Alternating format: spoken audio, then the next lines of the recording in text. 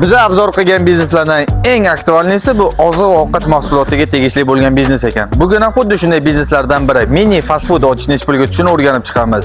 Siz videoni oxirigacha ko'ring va kanalga obuna bo'lib qo'ying.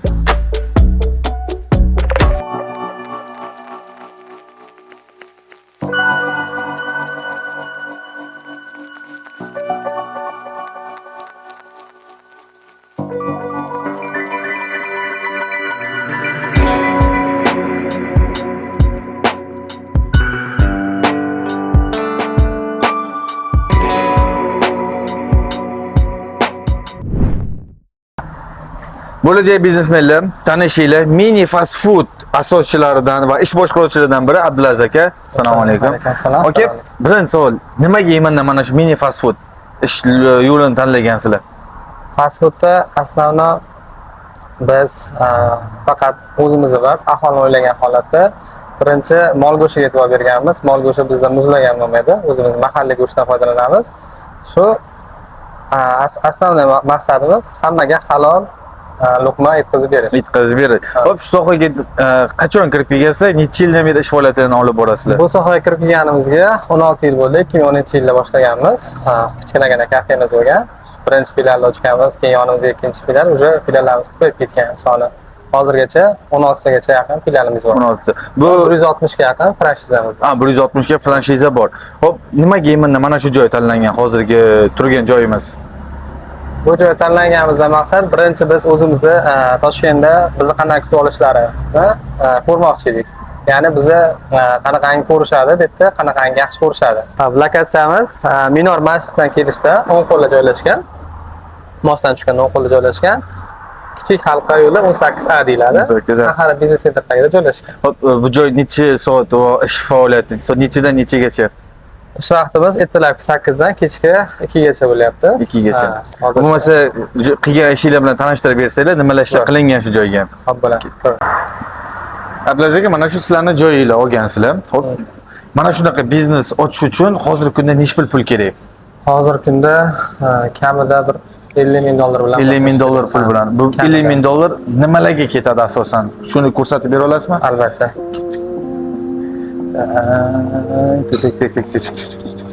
Kelaversan. Tak, Abdulaziz aka, $50,000 ga nimalar olinishi kerak shunaqa ish boshlaganda? Xo'p, albatta fast food uchun bo'sh apparat olinadi, $750. Free uchun frityrnica $200. Bunisi burger kotletlar pishirish uchun $350. Bunisi bo'lsa tovli mahsulotlar pishirish uchun KFC'lar uchun $2,000 ga olingan. Xo'p, mikrovolnovkamiz 1,200,000 ga olingan. Bular bulchkalarni isitish uchun $250. Bunisi $350. Bu klassik nonni pishirish uchun $400 ga olingan. Hop, xolodilniklarimiz bunisi kattarog'i $1,500 ga olingan. Bu kichirog'i bo'lsa $1,000 ga olingan. $1,000 ga. Pizza apparat bor. Ha, albatta pizza apparatimiz $650 ga olgan. $650. Hop, mana shu jihozlarni ishdan chiqish har qancha vaqtda remont talab bo'lib qolishi mumkin. Buning uchun bizda maxsus komandamiz bor, ya'ni ustalarimiz bor. Kelib, har bir oy ichida tekshirib ketishadi. Har bitta apparatimizni ko'rib, agar kamchiligi bo'lsa to'g'rilab tuzatamiz. Komanda dedingiz, mana shunaqa joyda nechta odam ishlaydi, qanaqa uslovlarda ishlashadi?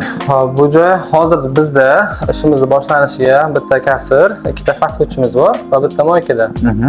Hop, ularni ish haqqi oyligiga qanday hisoblanishi? Hop, ish haqqi oyligi kasirimiz 200,000 so'm olishadi, ikkala fast food ishchimiz 150,000 so'mdan olishadi. Kuniga? Ha, kuniga. Hop, mana shunaqa joyga ishga kirmoqchi bo'lganlar qanaqadir bilimga ega bo'lish kerakmi yo hammasini o'zingizlarning oldidan o'rgata olasizlarmi? Qiziqadigan odamlar bo'lsa. Agar ularda qiziqish yaxshi bo'lsa, biz boshida 3 kun stajirovkada ishlatamiz. Undan keyin o'zlarining qiziqishlariga qarab 1 oy ichida o'rgatamiz qonli. Qonli o'rgatiladi. Hop, endi oziq-ovqat mahsulot bo'lgandan keyin har xil hasharot, tarakanlar bo'lishi, har qancha vaqtda shunaqa joyda uborka bo'lishi kerak. Dezinfeksiya bo'lishi kerak. Bizda har yakshanba, dushanba kunlari bitta uborka bo'ladi. General uborka deydi. Albatta dezinfeksiyamiz 3 oyda bir marta bo'ladi, tarakan nimalar uchun. Lekin qolgan payt o'sha haftada bir marta qonli uborka qilinadi. Mana shunaqa joyda 1 oylik расходный materialga nechta pul xarajat qilinadi? Bularga nimalar kiradi asosan? Aslida ularga endi xos tovarlar kiradi, ya'ni upakovka, keyin zupachiska, salfetka, yana shunga o'xshagan anrazi idishlarimiz, yana nima ketadi? Perchatka, shapkalar qancha rasxod bo'ladi bir oyda? 7-8 millionga boradi. 7-8 millionga borishadi, to'g'rimi? Bilaza keyin bizga etap-metap tushuntirib bersangiz, shunaqa joy ochish uchun davlat tomonidan qanaqa dokument kerak?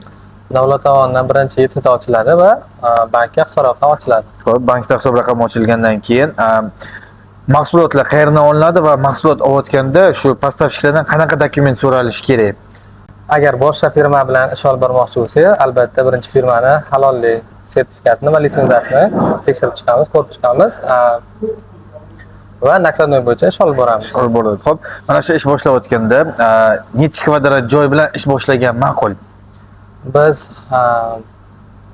yana bitta narsa, agar bizdan kimdir franshiza olmoqchi bo'lsa, o'zimizning shartlarimiz bor. Birinchi o'rinda eng kamida 100 kvadrat joy bo'lishi kerak. 100 kvadrat joy. Ha. Bu franshiza dedingiz. Franshiza sizlar tomonidan qanaqa shartlar asosida sotiladi yo'qmasa bu hali o'rganib chiqiladigan ishmi? Shartnomamiz hali to'liq bitmagan, lekin o'zini yetarlicha shartlari bor hozirgacha. Xo'p, mana shu shartnomani bilish uchun qayerga murojaat qilish kerak? Bu shartnomani bilish uchun bizda o'zimizda adil kadrimiz bor. Albatta bog'lanishingiz mumkin. Saytlarimiz bor alohida. Shartnomalarimiz to'liq yozib chiqilgan. Mana shunaqa joy ochgandan keyin qanaqa reklamli platformalardan foydalanish kerak? Birinchi o'rinda biz Instagram sahifamiz orqali e'lon beramiz. Keyin target yopiladi va boshida albatta taniqli bo'lgan blogerlardan foydalanamiz. Xo'p, mana shu reklamaga qancha budjet ajratiladi?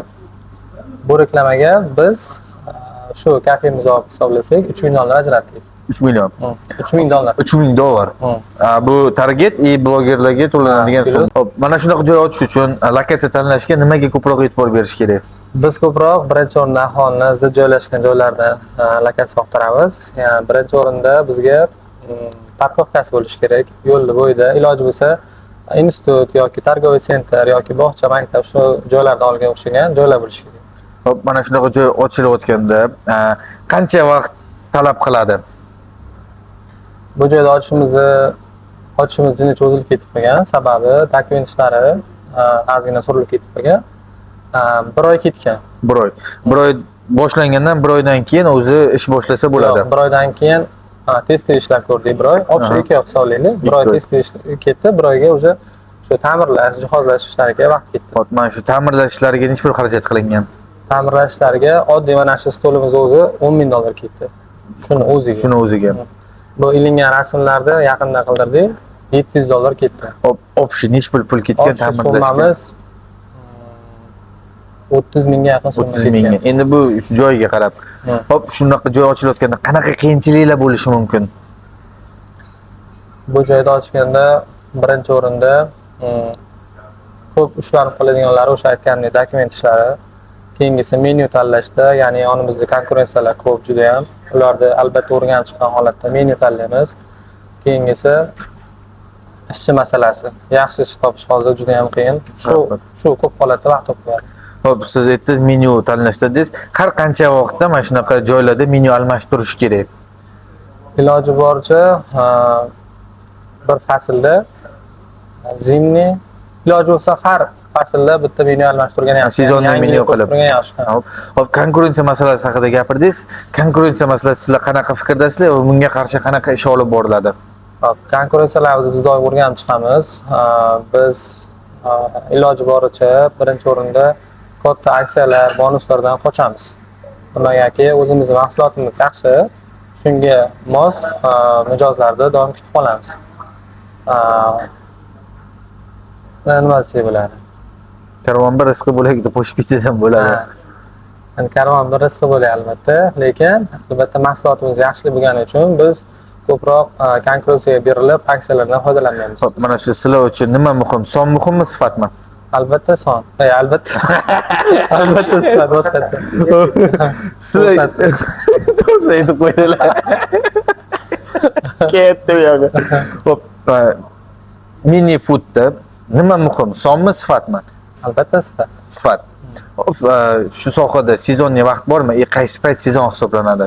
Bizda sezon to'g'risini aytsam, yozda ozgina savdomiz pastlaydi. Sababi bizning lokatsiyalarimiz ko'proq shu institut, maktablarda joylashgan bo'lgani uchun yozda uncha o'qish bo'lmaydi, odam bizning kamayadi, lekin o'sha eski klientlarimiz doim kelib turishadi, dastavka qilishadi, albatta yaxshi.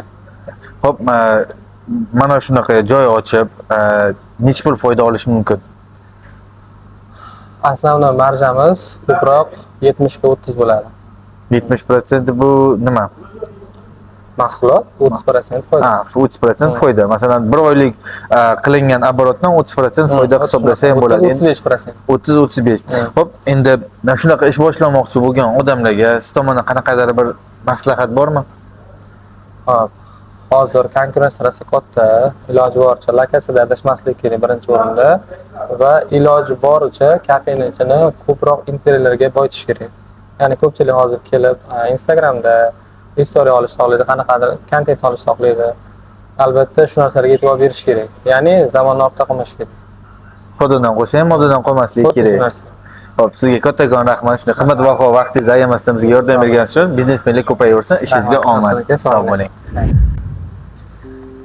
Mana mini fast food ochish necha pulga tushishini, necha pul foyda olib kelishini ham o'rganib chiqdik. Bundan keyingi biznes nima bo'lishini xohlasangiz, komment yozib qoldiring. Agar video yoqqan bo'lsa, like bosib qo'ying va bizga obuna bo'ling. Keyingi ko'rsatuvlarda ko'rishguncha, xayr.